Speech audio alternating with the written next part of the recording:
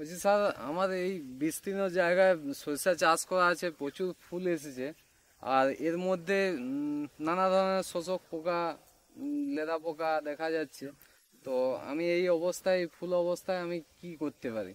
হ্যাঁ, প্রথমেই যেটা আপনাকে বলবো যে এখন যে আপনার জমিতে যেটা দেখতে পাচ্ছি আমরা, পুরো একদম গাছ ফুলে ভর্তি। হুম। তো এই সময় আমরা যতটা মানে স্প্রেটাকে অ্যাভয়েড করতে পারবো বা এড়াতে পারবো ততটাই ভালো। কারণ এই সময় যদি আমরা স্প্রে করি, বিশেষ করে আমাদের কেমিক্যাল যেসব পেস্টিসাইড আছে বা কীটনাশক আছে, সেগুলো স্প্রে করলে কি হয়, আমাদের এখন দেখুন, এখনই আপনি দেখতে পাবেন যে প্রচুর পরিমাণে মৌমাছি কিন্তু এখানে আসছে। তো এই সময় যদি আমরা কীটনাশকটা প্রয়োগ করি, তাহলে কিন্তু এই মৌমাছিগুলো মারা যাবে। আর আপনারা ভালোভাবেই জানেন যে যদি মৌমাছি মারা যায় বা মৌমাছির সংখ্যা কমতে থাকে, তাহলে আমরা ফলনে কতটা ক্ষতিগ্রস্ত হতে পারি।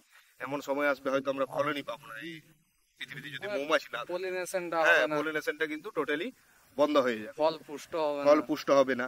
তো সেই জন্যই প্রথমেই বলবো, যদি মনে হয় যে না, আমরা তো জাব পোকাটা বিশেষ করে আমাদের ক্ষতি করে তো এই সময়টায়, তো এটার সময় যদি মনে হয় যে না, একটু গরম গরম ভাব আছে, অতিরিক্ত শীত নেই, তখন আমরা কিন্তু ফুলটা আসার আগে একবার নিম তেল একটা পাওয়া যায়, যেটা নিমাসিন নামে পেয়ে যাবেন, এটা আমরা স্প্রে করে রাখতে পারি ফুলটা আসার আগেই।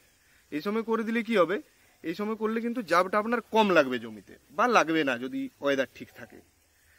আর প্রয়োজনে যদি তারপরে যদি হতে হয়, যদি স্প্রে করতে হয়, বা ধরুন ফুল ঝরার পরে যে অতিরিক্ত পরিমাণে জাব লেগে গেল, তখন আপনি কিন্তু কেমিক্যালের দিকে কিছু জায়গায় যেতেও পারেন, যেটা আপনার মূলত অ্যাসিফিট আছে, ইমিডাক্লোরোফিট আছে, এইগুলো আপনি কিন্তু ব্যবহার করতে পারেন। তবে সবসময় চেষ্টা করবেন যে ফুল আসা অবস্থায় কিন্তু সর্ষের জমিতে যাতে কোনো রকম ভাবে কীটনাশক স্প্রে না করতে হয়।